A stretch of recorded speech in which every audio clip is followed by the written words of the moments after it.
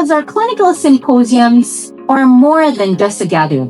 It's where learning and collaboration is fostered. Innovation alone is not enough because what matters is impact. At the end of the day, our goal is simple: better outcomes for our patients.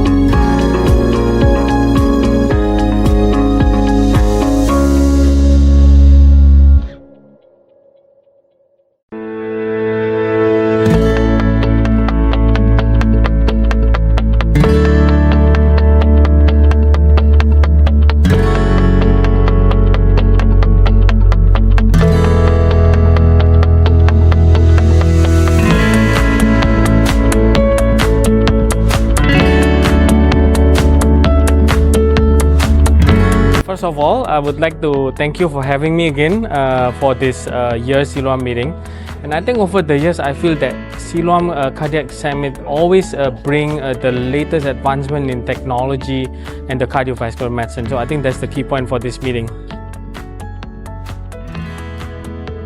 Kita berkolaborasi dari kami tim dokter jantung, ada dokter dari coronary intervention, ada dari structural, ada dari bedah, ada dari juga yang berhubungan dengan radiologi.